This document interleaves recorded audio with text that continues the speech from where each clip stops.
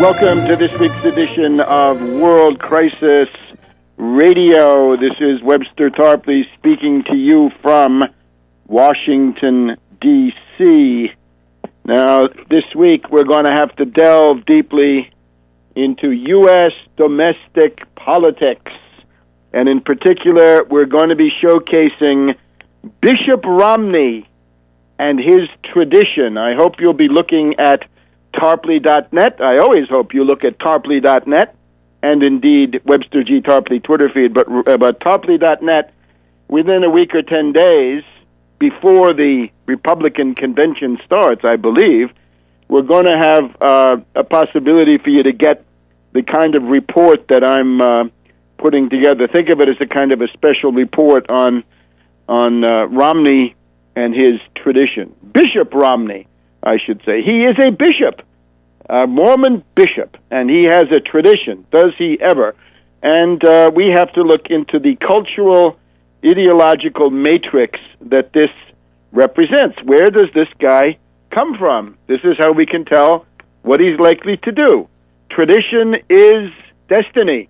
Biography is destiny, to some extent. Actually, we always have free will. But in general, when you're dealing with these low-grade subjects, like Obama and Romney, biography and tradition and connections are very much their destiny. So we are going to look at this in some detail. Now, our attention in terms of the organizing perspective remains fixed on the campaign to stop austerity. And you can simply see this in the campaign now. The ruling class in general is building up to an orgy of genocidal austerity. Ron Paul did yeoman service. He was the point man. He was a kind of a shockwave out in front of everything. Ron Paul's yeoman service is to make reactionary to fascist economics presentable, that you can discuss them, that you're not laughed out as a crank and a crackpot, which would be one way, or you're not sent to Nuremberg to face charges, which is what happened to people who actually did these things back in the 1930s and 1940s. So we want to focus on Romney, but we're doing this also because we want to get this anti-austerity resistance front going, the national anti-austerity committees, the New Deal coalitions.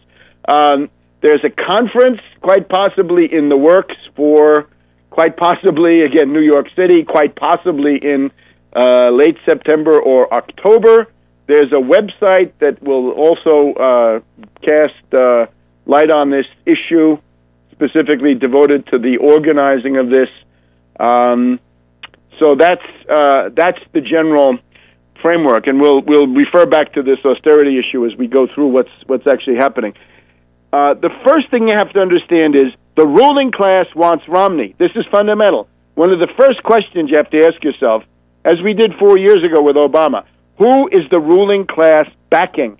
This right now may not be so clear as it was with Obama. And in the case of Obama, it was an overwhelmingly clear choice by the ruling class in favor of Obama. But that was then. This is now.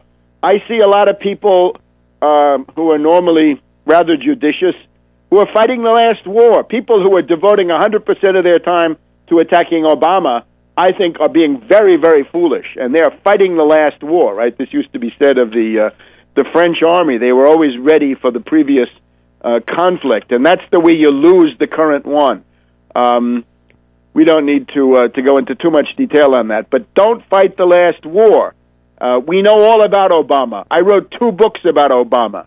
I'm second to none in opposition to Obama. I did everything I could when that would have yielded results. I tried to spare the world from the ordeal of Obama. That was then.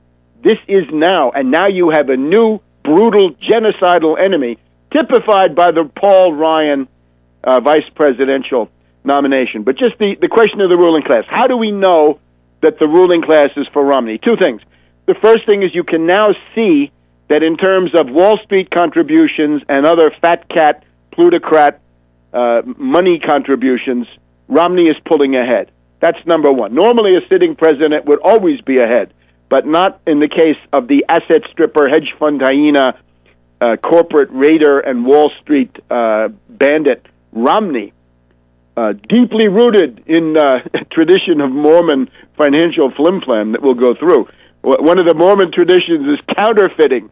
The accusations, according to many sources, the accusations of counterfeiting were about as frequent as the accusations of polygamy against the Mormons. So with the Mormons, you've got a religion, not just of polygamy, but also of counterfeiting in terms of what they actually did.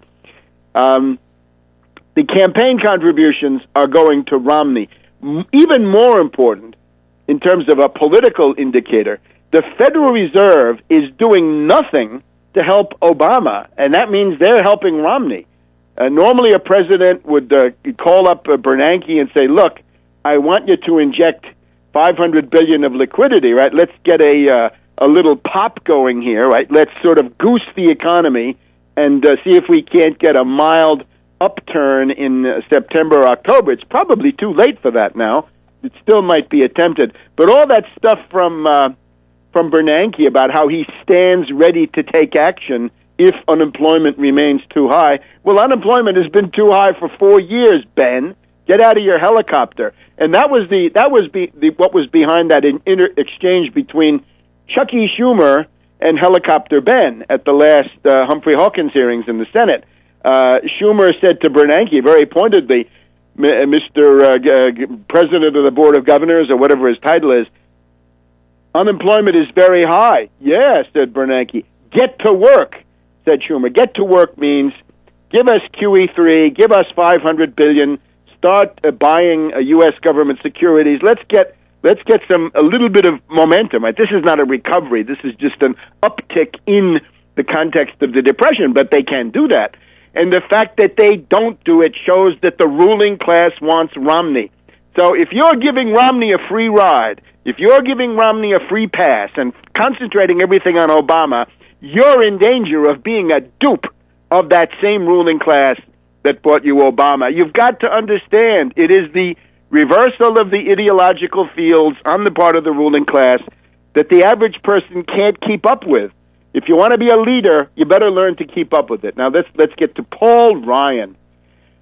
The purpose of, we said Ron Paul, right? Ron Paul's candidacy is to make extreme reactionary, or indeed fascist, right? Schachtian, there's no other way to put it. The economics of Hjalmar Schacht, the economics that leads to a concentration camp, because that's the ultimate logic of it. Super austerity, well, what's the most extreme austerity? The most extreme austerity is a concentration camp. So once you're on the austerity bandwagon and the $1 trillion in cuts, well, where does that lead? It leads to someplace rather ugly. The purpose of some of these candidacies is to make this kind of economics, Schachtian economics, presentable, that it can be debated in polite society, rather than laughed out as crackpot or outright fascist. Now, in the case of Paul Ryan, we have what I would call Ron Paul light, in the sense that he wants savage, genocidal austerity cuts, but he does it as a young guy and smiling and supposedly reasonable. Now, in reality, he is an extremist. This is a reactionary. This is a thug.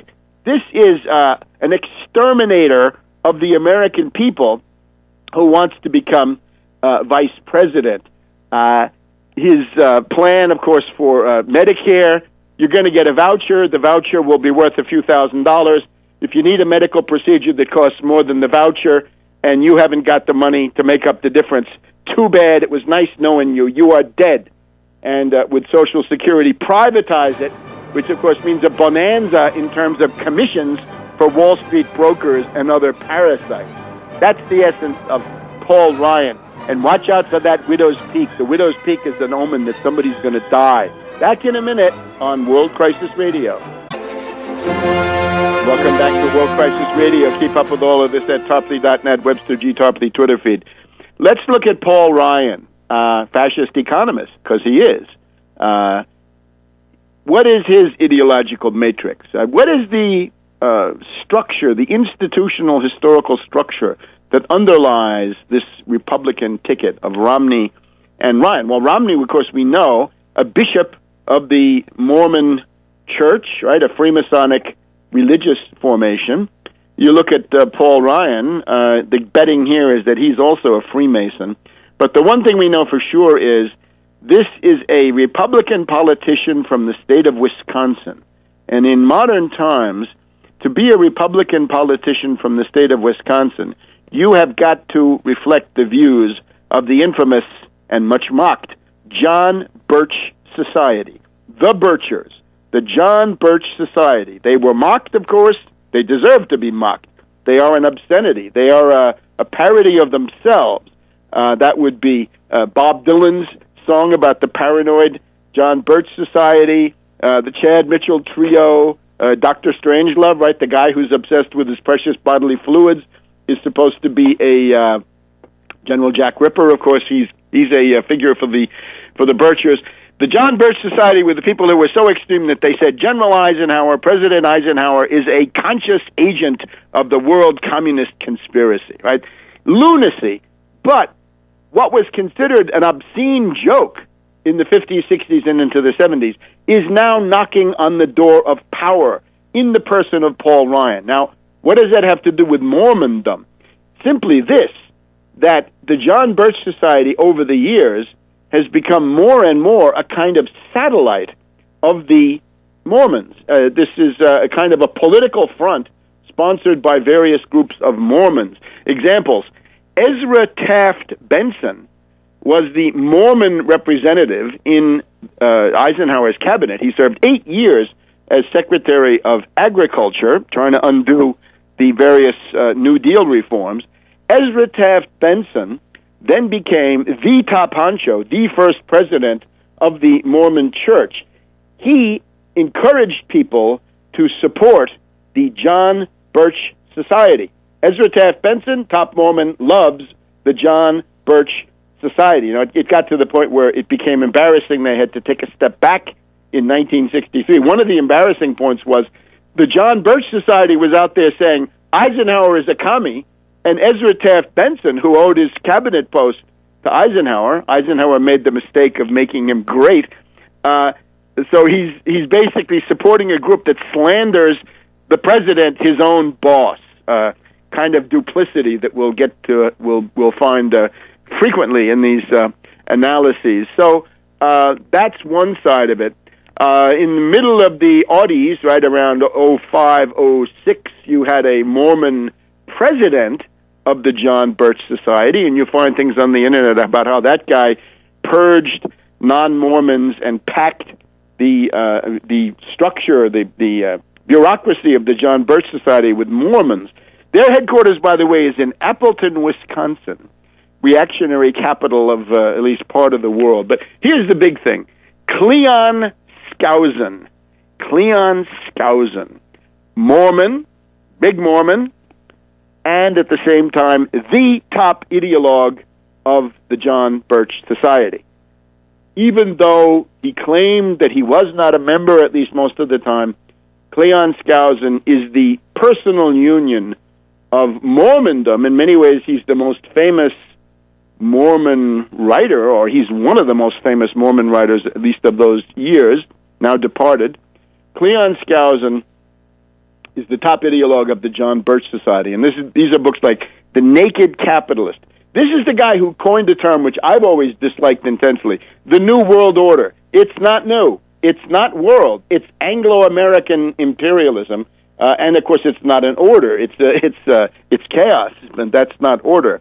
His nephew, Joel Skousen, writes about survivalism, and I noticed there's a radio broadcast of Stan Monteith with Joel Skousen, which they devote to your humble servant, and naturally I'm flattered by so much slanderous attention. And of course, the accusation is that I'm a socialist. You can see the John Birch Society, right? Standard John Birch Society. You don't like something, they're a commie.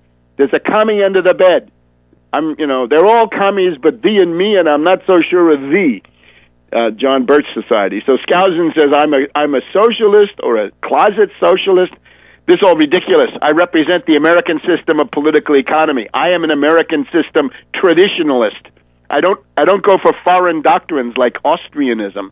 I don't go for foreign doctrines or anti-American doctrines like Mormonism, which is a separate nation. So Cleon Skousen, Joel Skousen, Mormondom. There you see why Romney finds it congenial. Somehow the stuff is, all the news pundits say Romney finds the chemistry with Ryan so congenial. He likes so much to go out on the stump with Paul Ryan. Well, there it is, because they have this ideological basis. It's very interesting the way these choices get made. It seems to be a pragmatic political calculation made, indeed, in the heat of the moment, but it actually reflects institutional alliances that go back decades. I mean, you could see that one of the clearest examples in recent U.S. history, and it's written up, by the way, in George H.W. Bush, the unauthorized biography, 1992. We had the 20th anniversary of that last month.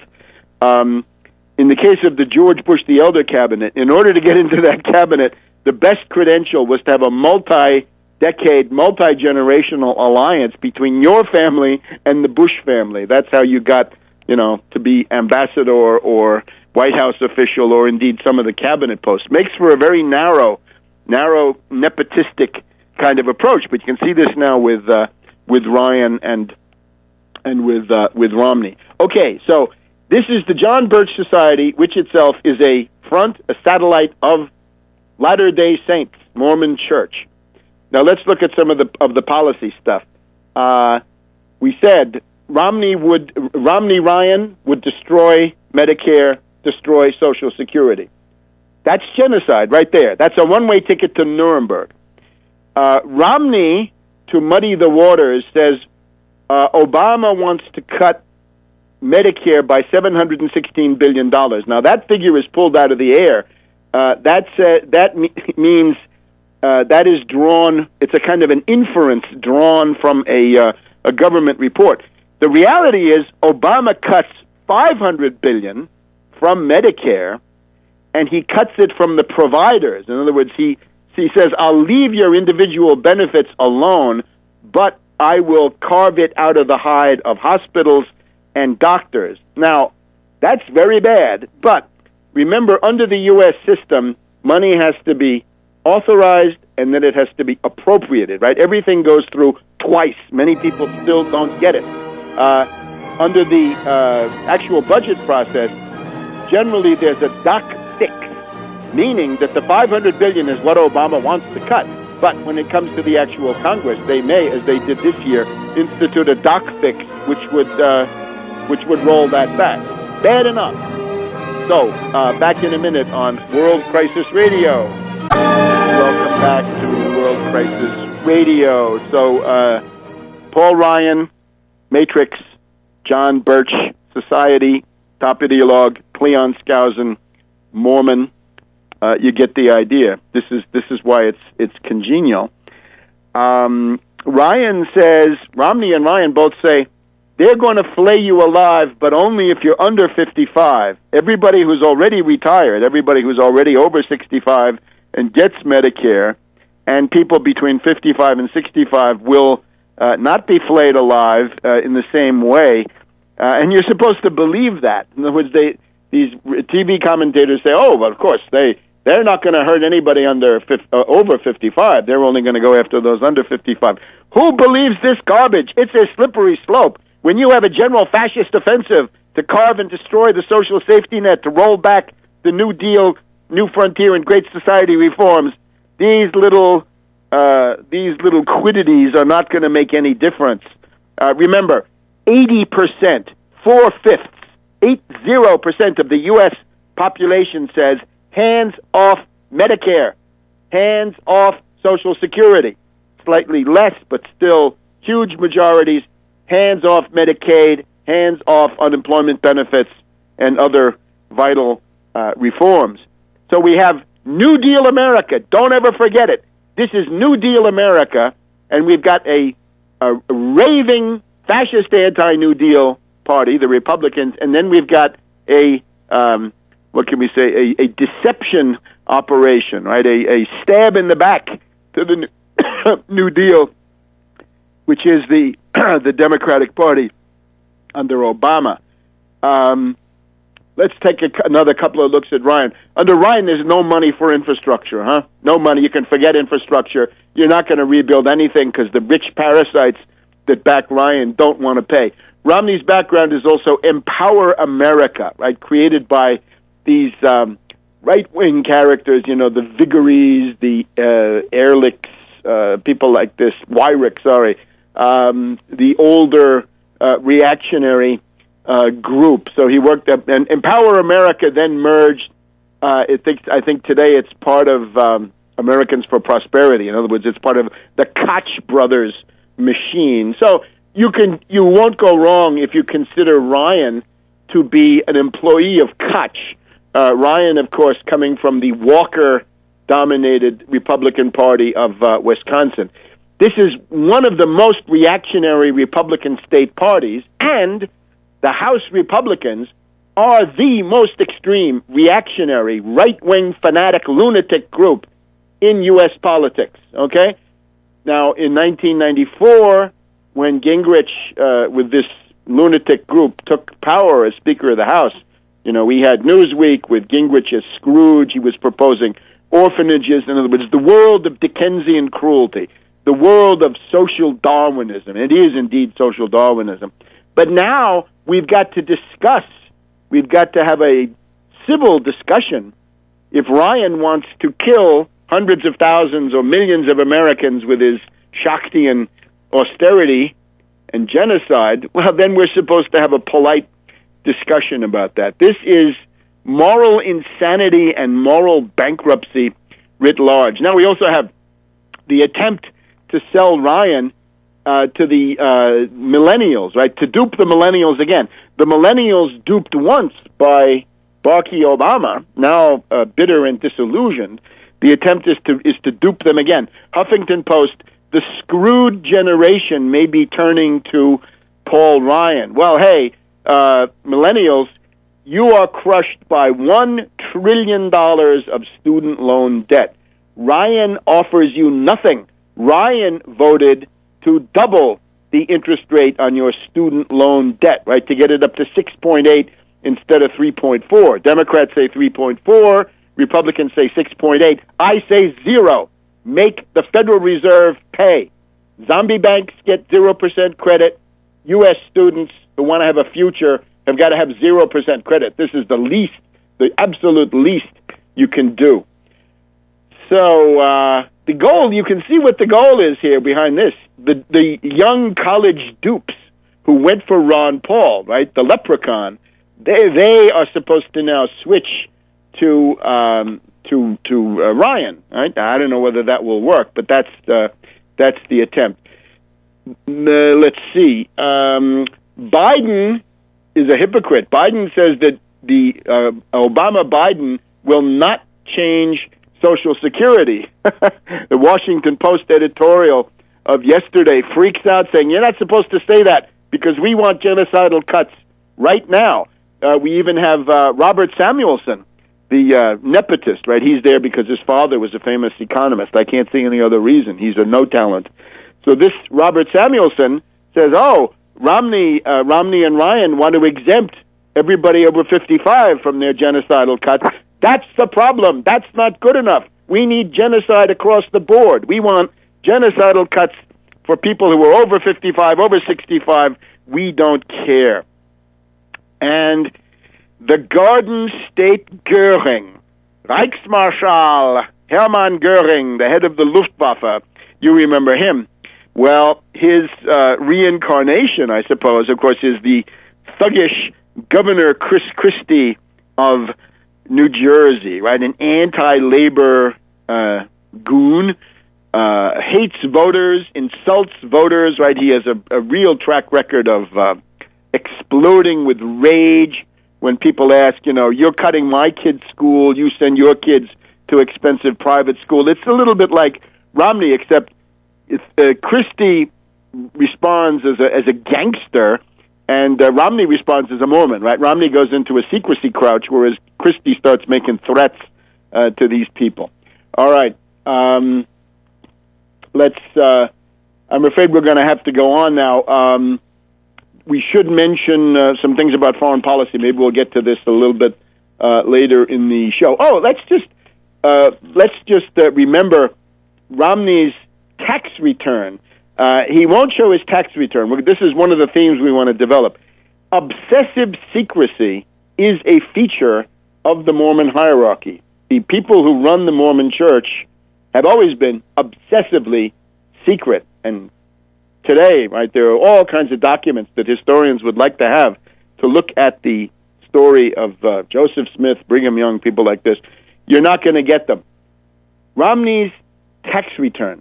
Now, he says, Harry Reid is an interesting development, right? Harry Reid, representing the nexus of Mormondom with organized crime, right? The Nevada gambling casinos, right? Remember, Las Vegas was founded by Brigham Young, the prophet, from 1847 to 1877, right? The St. Paul of Mormonism, we might say.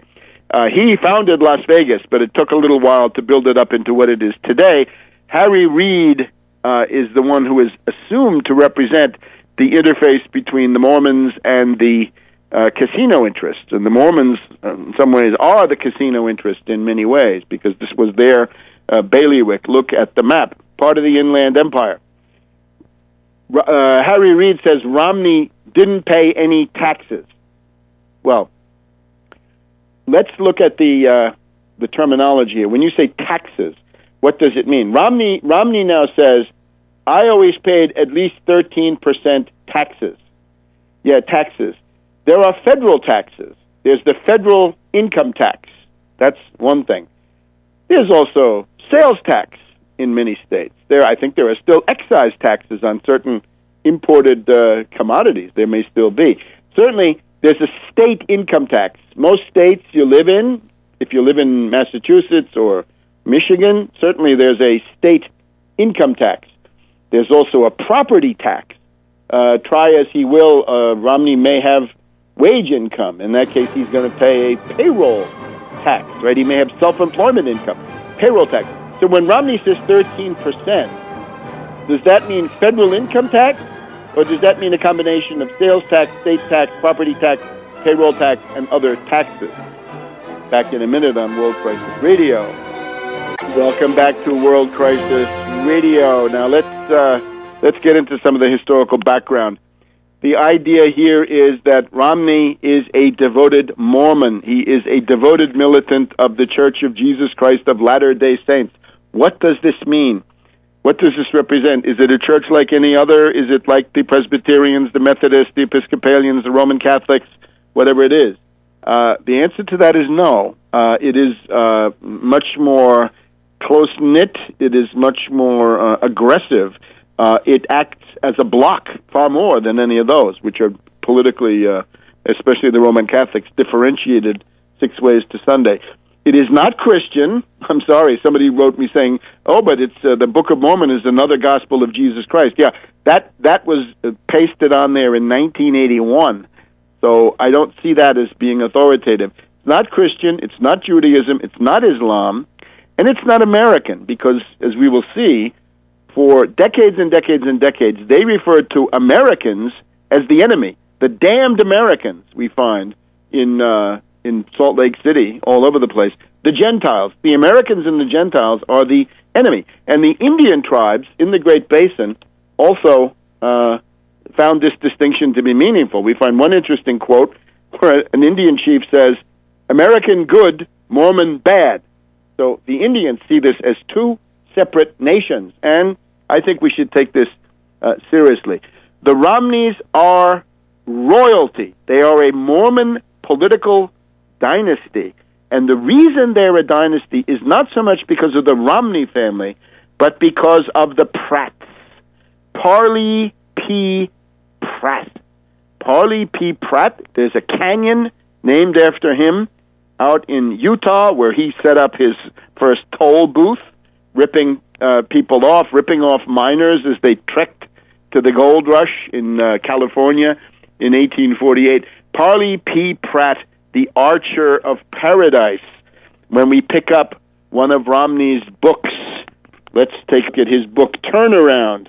Turnaround is his story of how he covered up the scandal around the Salt Lake City Winter Olympics of 2002. There was bribery, and the bribery of foreign officials was done by giving tuition rebates or paying tuition to the sons, daughters, and relatives of foreign Olympic officials, especially from Africa, but also from Korea, Finland, all over the world. Romney was brought in to cover that up because the people who were indicted for it, we don't need to get so much into the names. You can find these in the written report. The people who were indicted for it said, Governor Mike Leavitt knew everything we did. Governor Mike Leavitt, currently the head of Romney's transition team. Governor Leavitt knew everything, and they were never able to prove that. On the other hand, these guys were not convicted. But Romney, in his book Turnaround, where he tries to cover up this story, he tries to pose as the great savior of the Olympics instead of the cover-up artist who saved Leavitt and others even higher up in Mormondom. He says, the mountain pass that leads pioneers down into Salt Lake Valley, which is today Interstate 80, was first explored by my great-great-grandfather, Parley P. Pratt. Parley P. Pratt. And he built a road as an act of speculation and then charged tolls to prospectors. Okay, Parley P. Pratt. He is the Archer of Paradise, second, or really third only to Joseph Smith and to Brigham Young, or at least he's up there with them. He is one of the top Mormons of these first decades. Parley P. Pratt, polygamist, 12 wives total, denied polygamy, and we'll see that he denied that he was a polygamist when he was. We'll see how Parley P. Pratt had a bad end. But the side of Romney, if you want to do research on Romney and the family, you say, well, if they're Mormon royalty, right, if they've been in the quorum of the 12 for 7 generations, we'll look up the Romneys and we'll find them that way. You won't, because you'll find it under the Pratts. And the trick is that the Romneys and the Pratts intermarried somewhat later. So the Romneys, 7-generation Mormon royalty, a Mormon political dynasty. Romney, we read last week all these quotes where he says he loves his faith, he'll never renege it, it's the faith of his fathers, the tradition. His past himself is that he was a Mormon missionary in France. He was a stake president in the Boston suburbs. He has 5 sons. They all attended Brigham Young University, Mormon University, named after a hardened traitor and monster. And they are all married to Mormon women, and they all got married in the Mormon temple. So this is Mormon all the way. He cannot and will not flee from this. But now the question is, what does it mean? Romney has a pattern of flip-flopping. In other words, the doctrine changes. He's got a pattern of hypocrisy. He's got a pattern of secrecy. Let's just take a couple of these things like flip-flops. If we take polygamy, right, very important feature of Mormon life and theology, polygamy is denied in the Book of Mormon. It says one wife. Then it was practiced by Joseph Smith, practiced by the Mormon elite, but always denied. Joseph Smith always denied that he was a polygamist. Well, he was a polygamist up to the sum of 60, 70, 80 wives. 84 wives, I think, is the high-end estimate. But he always denied it. And this was limited to the Mormon elite. Under Brigham Young sees that if you get people to become polygamists, even the humble ones, even poor farmers, you've got them. One of the main problems is once you get to Salt Lake City and environs, a lot of people want to leave. So they have a reign of terror to protect you, to prevent you from leaving. They won't let you leave. They'll put you in jail if they think you're trying to leave. But another way to do it is once you've got everybody engaged in polygamy, you can't go anywhere else because there's nowhere else in the Western world, and maybe from some of them for the world in general, where you could go and practice polygamy in the way that they wanted to. So in the case of Joseph Smith, it's that he can't control himself. Joseph Smith says, every time I see a pretty woman, I have to pray for grace. He just got carried away 80 times or so. And then, in the case of Brigham Young, though, it's a much more organizational, calculated view of what he's doing. But just to take polygamy, the flip-flops, the hypocrisy, and the secrecy. First, it's denied. Then it's practiced. And, well, first it's ruled out. It's condemned. Then it's secretly practiced but publicly denied. Then, starting in 1852, under Brigham Young, it's proclaimed and practiced, flagrantly. Then, in 1890, it's abolished. But other groups, right, the fundamentalist Latter-day Saints, the group that leads to Warren Jeffs, down there in southern Utah on the Arizona border, right, Hillsdale, Utah, and the town on the other side, Colorado City, Arizona, it's still practiced. And then you wonder today, what's the status, right? It turns out that even back in the 1880s, sometimes rich Mormons would, instead of keeping their wives together in one place, they would have wives in different apartments scattered around town. Well, today, with the jet set, you could have wives scattered all over the country, all over the world. Nobody would know. So the cultish aspect, as has been pointed out, is if you have a religion that says what we teach today is the absolute truth, but then you see that this is changing, and indeed that there's a contradiction between what they say and what they do, I think you get an idea. And the secrecy, of course, is already shown as a part of this. So hypocrisy, secrecy, and flip-flops, there are many, many examples. Now let's get into some of the actual sources.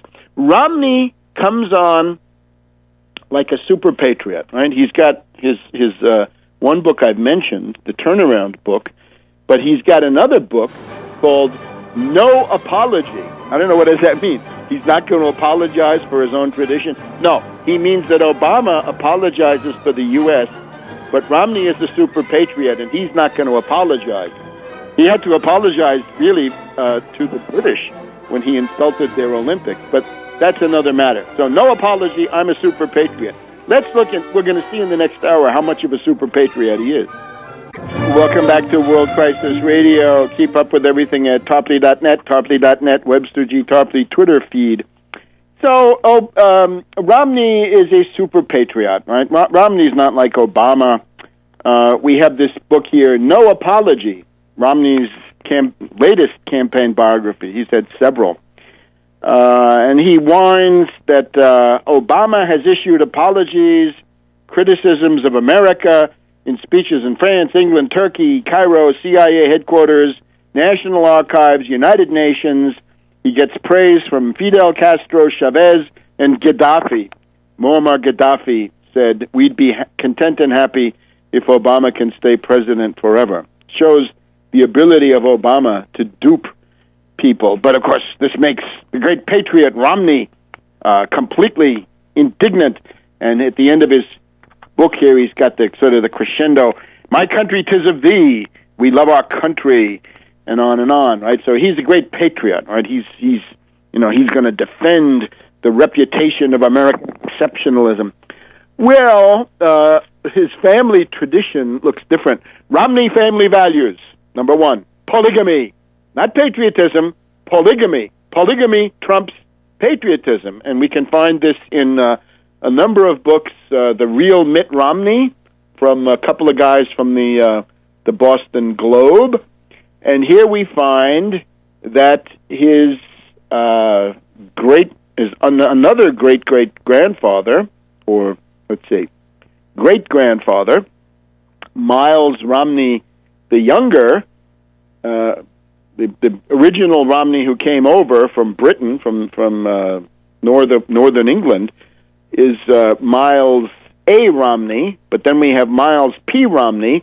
Both of these guys worked for Brigham Young as home builders and home designers. I guess architect is a little bit much, but that's the idea. They helped Brigham Young build his palace there in St. George, Utah. But they're told at a certain point, go to Arizona. They go there, and they flee to Mexico, to Colonia Juarez, Mexico, in order to practice polygamy. So the idea is, I'm a great American patriot. But wait a minute, you can't practice polygamy. Viva Mexico! So Mexico is better. They're devoted to Mexico because it will allow them to practice polygamy. And I'm not kidding.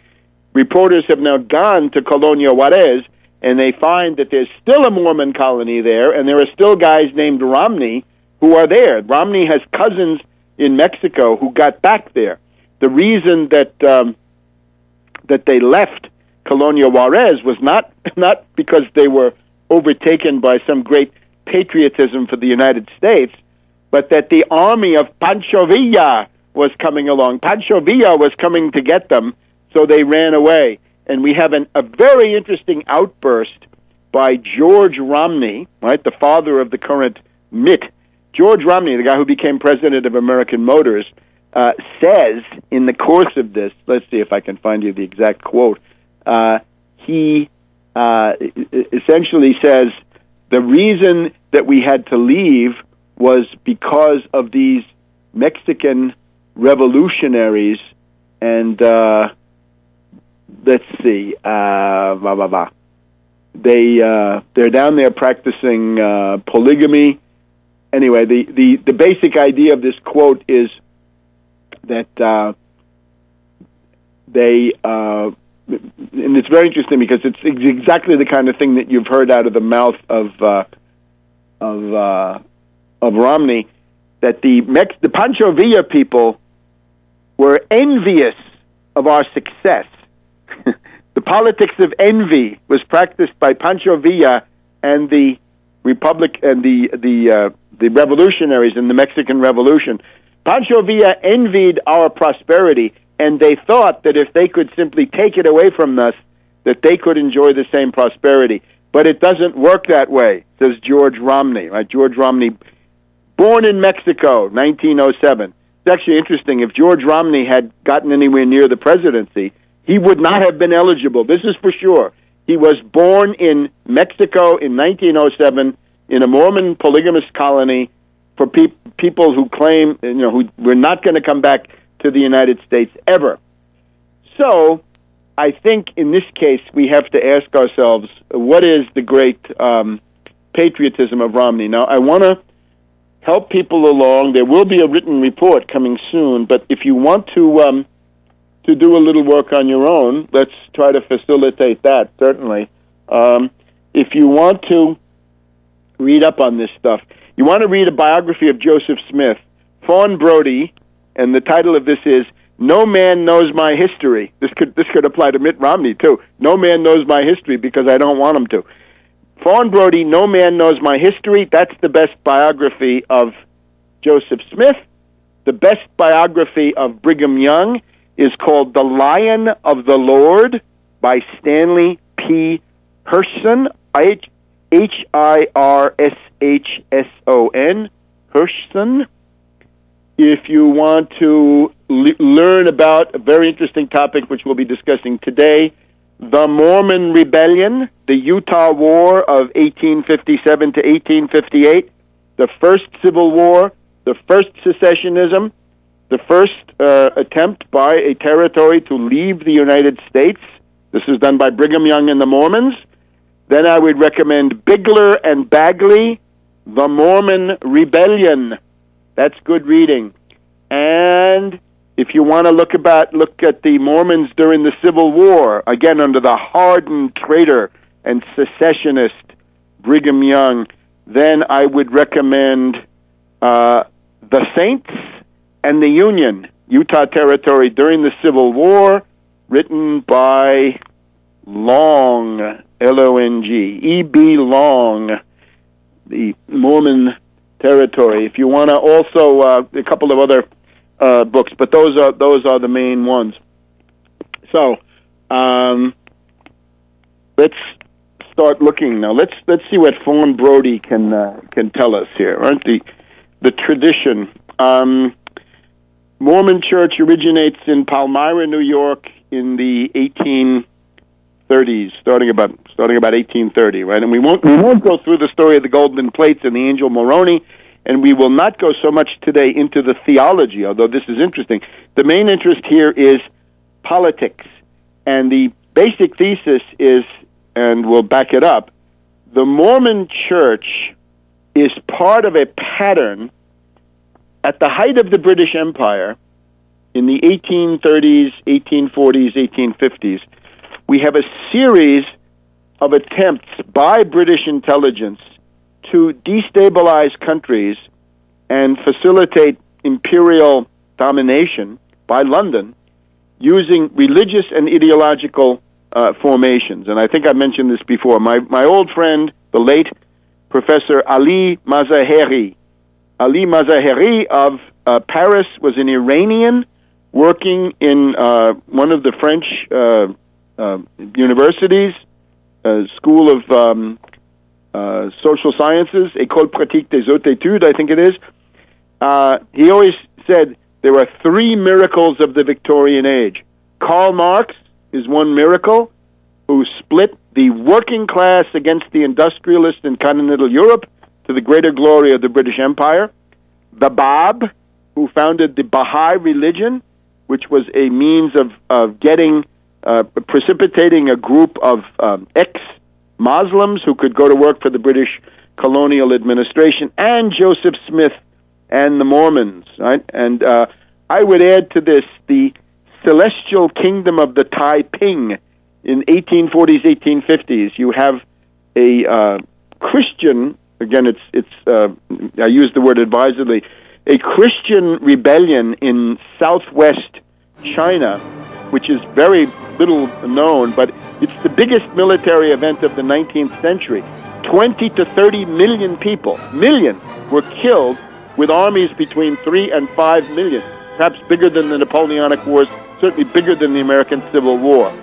We'll be back in a minute on World Crisis Radio.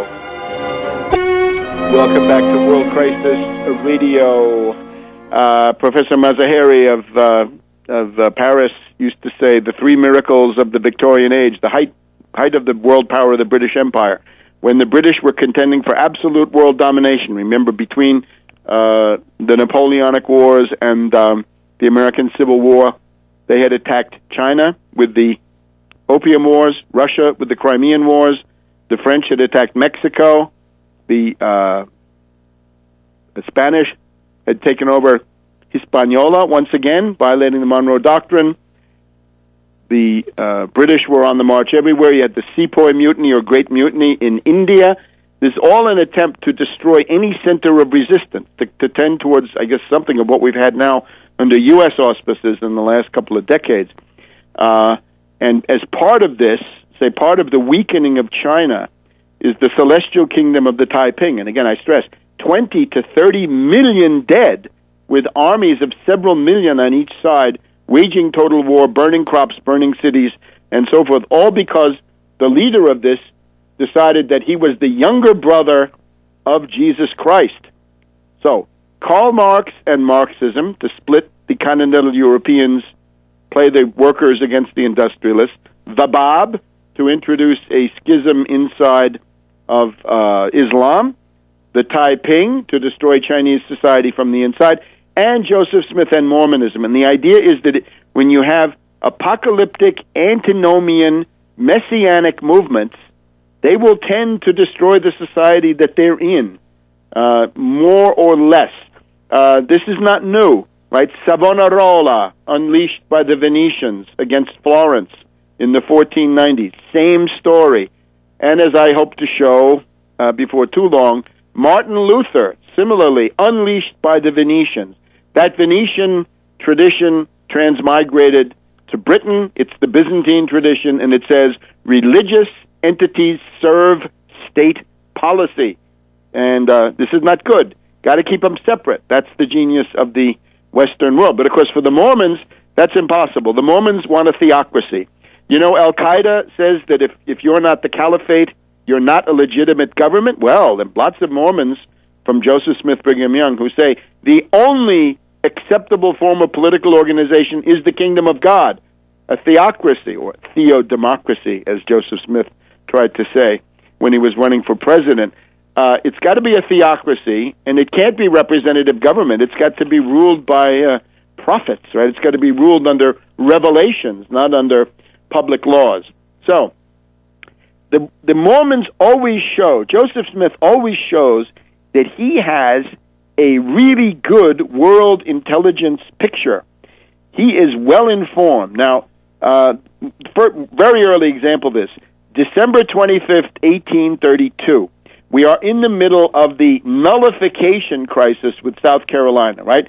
The tariff, modest as it was considered a tariff of abominations by the hotheads, the fire eaters, the subversives down in South Carolina, down in that cradle of secessionism, and they were threatening to nullify and then to leave the Union. And Andrew Jackson, bad as he was, didn't want to take it that far at the moment, felt he was personally being challenged, so bad fights bad, and somehow the U.S. survived the moment. That's how the government is supposed to work, right? Make bad, fight bad to diminish the total amount of bad. But here we are, Joseph Smith, on Christmas Day, 1832. He says, "Verily, thus saith the Lord, concerning the wars that will shortly come to pass, beginning at the rebellion of South Carolina, which will eventually terminate in the death and misery of many souls, and the time will come that war will be poured out upon all nations, beginning at this place. For behold, the southern states shall be divided against the northern states, and the southern states will call on other nations, even the nation of Great Britain, as it is called, and they shall also call upon other nations in order to defend themselves, and war shall be poured out upon all nations." And then the usual apocalyptic stuff, right? If you want to know where the apocalyptic style in the right-wing libertarian community comes from, look no further. "It shall come to pass after many days, slaves shall rise up against their masters, and thus with the sword and by bloodshed the inhabitants of this earth shall mourn, and with famine and plague and earthquake and thunder of heaven and fierce and vivid lightning the inhabitants of the earth shall be made to feel the wrath and indignation and chastening hand of Almighty God." So here's a prediction from 1832 of a civil war with the British intervening on the side of the Confederacy, basically, what almost happened, and which was unquestionably in the 1830s already the plan of the British and U.S. Freemasonic Confederate, Dixiecrat networks that eventually carried out secession. So you could say, even in 1832, he's already tuned in, wired in to British intelligence. But now let's be a little bit more specific. Here we are in June of 1835. We have a British clergyman, the Reverend John Hewitt, comes to visit the Mormons. Now, by this time, I believe they're in Kirtland, Ohio, right? They're taking part in the massive speculation, right? The pet banks leading up to the Panic of 1837, terrible event for the United States. So it turns out that Hewitt represents some charismatic Pentecostalists, some people who like to speak in tongues, and they have prophets who come to their services and they prophesy in the middle of the service. This is called the Catholic Apostolic Church. And this gets us right to the heart of the British establishment once again. So the Catholic Apostolic Church, charismatic Pentecostalist mystics in Britain, say, oh, the Mormons are a kindred spirit. Now, undoubtedly, they knew about the Mormons. I am not arguing that it was British intelligence that put the golden plates in the hands of Joseph Smith. That would be too much. But once Joseph Smith published that book, the Book of Mormon, right, 1830, thereabouts, then London is going to pick up on it, and they're going to see what can be done with this guy, as they did with Luther and others, right? Similar pattern. So they say, oh, the Holy Spirit is blowing there in Britain. Interesting parallels. The Catholic Apostolic Church has 12 apostles, right? The quorum of the 12. in effect. That's not conclusive, but at least it's something. Now, here we go. The Catholic Apostolic Church gets you right to the top of the British government and the British Foreign Office. The Catholic Apostolic Church originated in the preaching of Edward Irving. Edward Irving is a Scottish Presbyterian who found this new church, and he, interestingly enough, is a great friend of Thomas Carlyle, the essayist. And Thomas Carlyle, the Victorian essayist, is one of the heirs of Jeremy Bentham, running the British Literary Intelligence Establishment. Back in a minute. We'll come back to World Crisis Radio. So we've just had the prophecy from Joseph Smith of the Civil War with the British intervening, as was the intention. This is from Christmas 1832. We got Joseph Smith saying the British are going to come and help South Carolina to secede from the Union. There's going to be a terrible war. And then in 1835, we get the British emissary Reverend Hewitt, who comes and spends a few days with the Mormons, profiles them, undoubtedly sends a report. And then the connections go into another form. The Catholic Apostolic Church, founded by Edward Irving, mystic, charismatic Pentecostalist. And again, if you pick up Thomas Carlyle, very famous Victorian essayist, man of letters, his big book is Reminiscences. The Reminiscences of Thomas Carlyle, well, he's got a part about his own wife, but even before that, he's got Edward Irving. So you're talking top-level British intelligence. Carlyle, of course, the controller of Ralph Waldo Emerson, close to Mazzini. We could go on and on. Let's just see here one of our sources. The Catholic Apostolic Church, which is, again, Edward Irving, the charismatic Pentecostalist, who sends this envoy to meet the Mormons in 1835. The Catholic Apostolic Church originated in the preaching of Edward Irving, a Scottish Presbyterian who had moved to London in 1822 and had quickly attracted a fashionable following, the upper class, the bosses, the elite, the British aristocracy. So large and stylish were his congregations that the coaches of the people coming to hear him lined up for 4 miles outside his Caledonian chapel in Hatton Garden.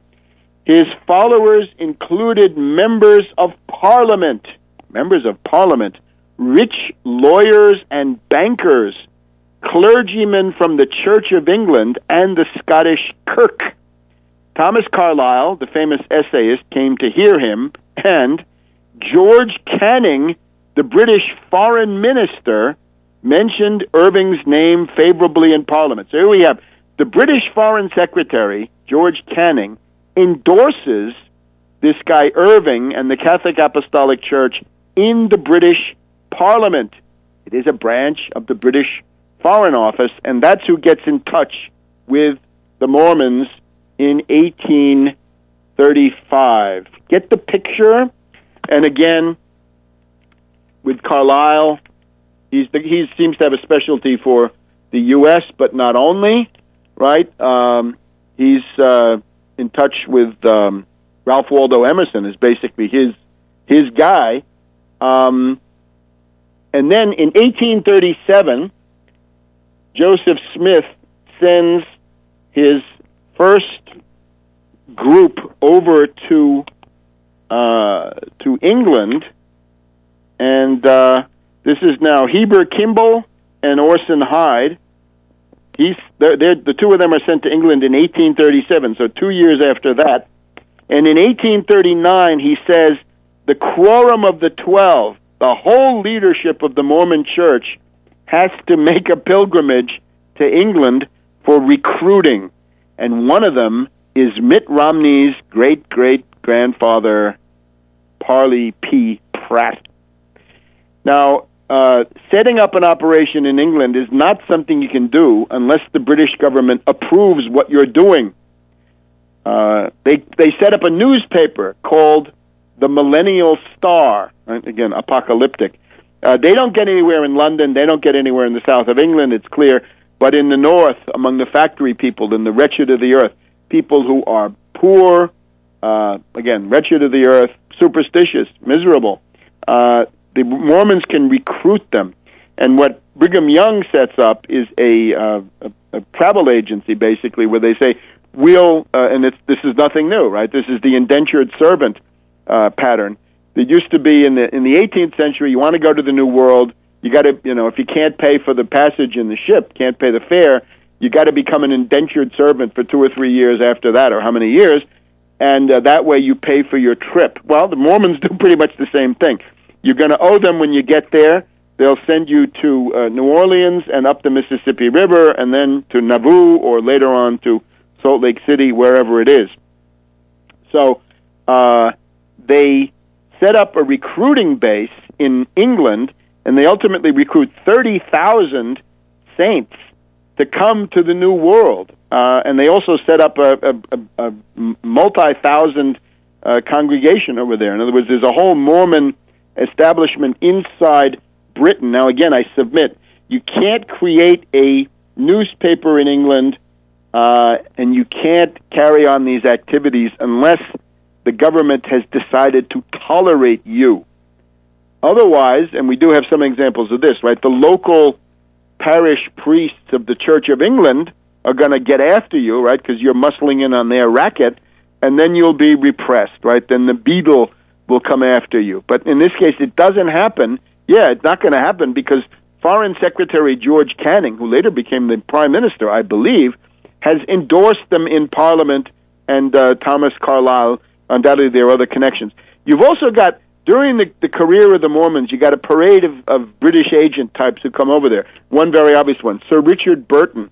Sir Richard Burton is the Orientalist who did the 1001 Nights, right? Scheherazade, the Arabian Nights. He's a profiler, mainly from the Middle East, but, he's seen the harems of the Ottoman Empire. He's going to see the harems of Brigham Young in Salt Lake City. Another important one is Edwin de Leon. This is a guy who later becomes a Confederate, but he spends some time there also profiling. So the intelligence connections are huge. Now, the White Horse prophecy, right? The thing that Mitt Romney may be attempting to carry out.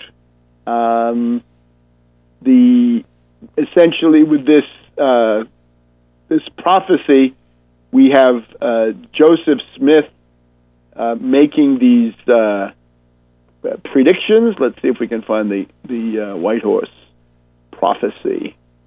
One other thing is that at a certain point, Joseph Smith believes that he can actually get Queen Victoria and Prince Albert to convert to become Mormons. Well, no, that won't work. But he wants to do it, and he has these poetasters who write stories about it.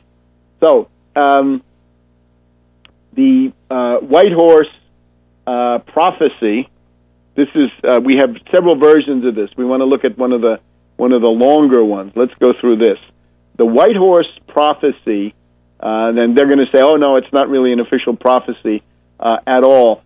Now we are in 1843 with Joseph Smith. So we've had the prediction of the Civil War in 1832. We've had the first people sent over. We've had the British envoy coming to see the Mormons in 1835. In 1837, Joseph Smith sends 2 top honchos to Britain. In 1839, I believe he sends the entire 12, I think we said.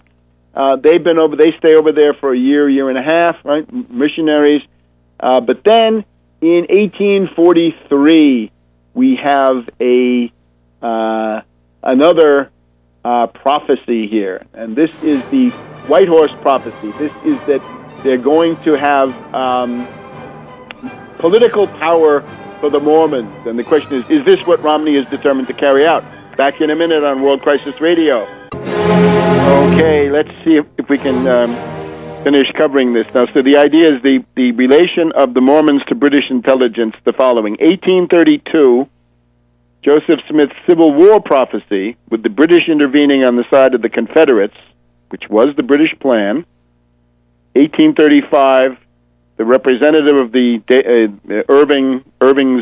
Edward Irving's Catholic Apostolic Church, endorsed by the Foreign Secretary George Canning, Thomas Carlyle, bigwigs. This guy arrives as an emissary to the Mormons. In 1837, Joseph Smith sends Kimball and Hyde to Britain. In 1839, Joseph Smith orders the quorum of the 12 apostles, all of them, to go to Britain and set up the recruiting and publishing operation there. They actually depart in 1840. Now, somewhat later, we're talking 1843 at this point. We got the May 1843, we've got the White Horse prophecy. So the White Horse prophecy is, again, they'll claim that it's not binding, it's not what they believe, but I'm sorry, this is a shelf doctrine. Again, many churches have esoteric. Esoteric, what they tell the public at large. Esoteric is what they tell themselves secretly in elites, and the exoteric is for the public at large. So the idea of this is then that he's talking to a couple of people, and he says, I will speak in a parable like St. John the Revelator. You will go to the Rocky Mountains, and you will be a great and mighty people established there, which I will call the White Horse of peace and safety. So the Mormons are going to be sent there. Now, the idea, of course, is if you control the Intermountain West and the Great Basin, you can cut off California and Oregon from the eastern part of the United States, because the British plan is not just to have southern secessionism, but then a series of secessions so that you completely balkanize the North American continent, and it never ends. So he tells them, keep petitioning Congress for redress of grievances, but the principal thing is the Constitution will hang by a thread. This is the part that is entered into the Mormon lore. You will see the Constitution of the United States almost destroyed. It will hang like a thread as fine as a silk fiber. And then he goes into this thing. I love the Constitution. It was made by the inspiration of God. It will be preserved and saved by the efforts of the White Horse. This is doublethink. In other words, I'm going to create a theocracy, but at the same time I'm going to claim that it's the Constitution. This is the degradation of the concept of the Constitution to a kind of buzzword, which we see in so many reactionaries today, right? They talk about the Constitution. It has nothing to do with the Constitution. Just, I don't like it. It must be unconstitutional. The Constitution will be preserved and saved by the efforts of the White Horse and by the Red Horse, who will combine in its defense. Now, I told you already last week, the British are the red, right? The red coats. This does not change. He tells you later on in the same prophecy, the British are always associated with red. One of the particular features of England is the established red coat. It makes them a target, but they still conquer the world. So the White Horse and the Red Horse will team up against the Pale Horse. The Pale Horse is the United States of America, the bad guys, the Gentiles, the damned Americans. There'll be lots of wealth in the Rocky Mountains, but there will be a tremendous economic crisis. The banks of every nation will fall. Sounds like the deflationary crash desired by the Austrian school. The time will come when the banks of every nation will fall, and the only two places that will be safe, where people can deposit their gold and treasure, will be the White Horse, the Mormons in the Rocky Mountains, and the Bank of England. Terrible revolution will take place in the United States. brother against brother, mother against daughter, daughter against mother, murder, bloodshed, and rape, but there will be peace and love in the Rocky Mountains. Hundreds of thousands will flock into the Rocky Mountains. Many will come with bundles under their arms. They want to flee to Zion. And the Turkish Empire of the Crescent will be crushed because they have to be forced to allow the preaching of the gospel. They've also, you're going to have the best people flocking to England and Great Britain. God has given England and Great Britain power in the nations for 1,000 years. This is an endorsement. And it's England and France are going to ally. Right? This is already going on under Louis Philippe and the July monarchy, and even more than under Napoleon III. England and France will be bitter enemies, but they will ally together to keep Russia from conquering the world. The Greek Patriarch and the Roman Pope will have to be united. They'll be merged. And what a wonderful guy Henry VIII was. It's all Anglophile, all pro-British. The lion and the unicorn of England, these are great symbols. And then there's something called the Black Horse. And the Black Horse is the slaves, the black Afro-American slaves. There's going to be this huge war. The Black Horse will flee to the invaders and join them because they're afraid of becoming slaves again. So it looks like the white horse of Mormonism, the red horse of the British, the black horse of the slave rebellion, which he's already talked about before, will rise up, and this will basically destroy the pale horse. During this time, the white horse will have gathered strength, will send out our elders, and will gather in the honest of heart from the pale horse, the people of the United States, and get them to stand by the Constitution. The good people from Germany, Norway, Denmark, Switzerland, Holland, and Belgium, this is where the Mormons primarily recruited, especially England, but also Northern Europe. Only Lutheran areas, Protestant areas, not Catholic areas, came to them. There will be peace and safety in the Rocky Mountains, protected by the guardians, the white horse and the red horse, and the coming of the Messiah will be so natural that it practically, it'll just be a smooth continuum. There's a danger from the Chinese. The heathen Chinese will invade the land beyond the Rocky Mountains. That has to be stopped. And then Gog and Magog come on the scene. The nations of the earth will be led by the Russian Tsar, and his power will be great. But all opposition will be overcome, and this land will be the Zion of our God. Amen. So the white horse of Mormonism and the red horse of the British Empire will defeat the Russian Tsar, identified with Gog and Magog. This is a British intelligence picture, totally. This is the strategic doctrine of the British Empire in the 19th century. Remember, said it many times, the main strategic conflict of the 19th century in the Eurasian area is the British against the Russians. Always the same, from the Napoleonic Wars up until the coming of King Edward VII. There's 100 years where they're always on different sides. So this is a British intelligence picture. Notice that Romney says the same thing. Romney says, Russia is the biggest geopolitical foe.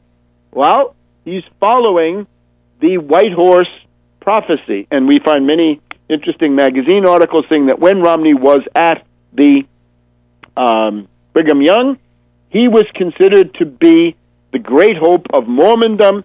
He's the guy who's going to carry out the white horse prophecy. Now, after the killing of Joseph Smith, as we went through last week, in 1844, they insert the oath of vengeance. And remember, it goes, you and each of you do covenant and promise that you will pray and never cease to pray to Almighty God to avenge the blood of the prophet, Joseph Smith and Hiram Smith, upon this nation, the United States of America, and that you will teach the same to your children and your children's children until the third and fourth generation.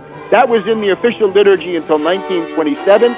It means that Romney's father, George, took the oath. George, Nick, Tag, and their children, all bound by the oath of vengeance, perhaps. We don't want to find out. We'll be delving into this next time. In the meantime, you want to get more, watch Tarpley.net and Webster G. Tarpley Twitter feed. And we will see you next week here on World Crisis Radio.